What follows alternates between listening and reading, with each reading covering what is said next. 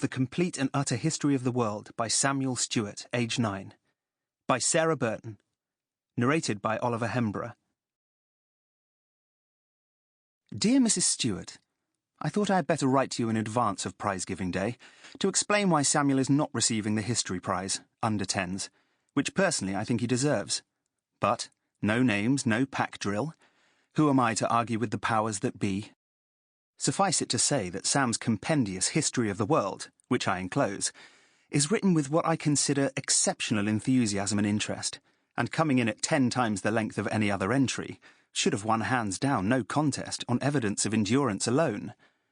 However, the PTB have taken issue with some of his factual infelicities and have unaccountably preferred Chardonnay Smith's, in my view, fanciful essay, entitled Tear-Stained Ration Coupons, A Tale of a Wartime Evacuee. I just want you to know that whatever path Sam takes in the future, he has very nice handwriting for a boy. I understand from Sam that he is now embarking on the entire world and everything in it, and wish his next teacher extremely good luck with this. Yours sincerely, Nancy Cooper, Class Teacher, Year 5. P.S. I have only corrected some of his spellings, which were quite enough. Introduction.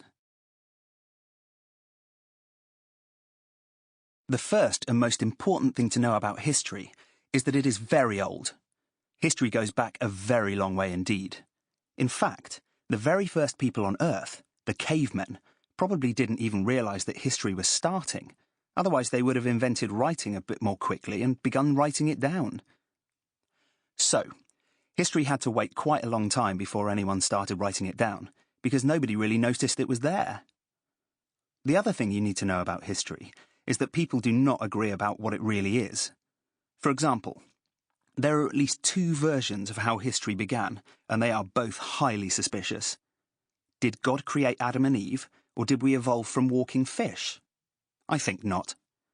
From this alone, it is clear that many historians are just making up what they don't know.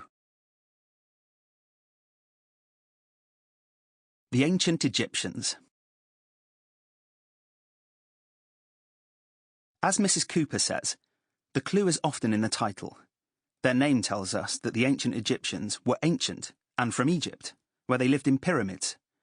Pyramids are like the opposite of a TARDIS. They are very big on the outside and very small on the inside, so the ancient Egyptians had to walk sideways to get through the narrow corridors and tunnels. To save time, they walked sideways all the time, as pictures prove.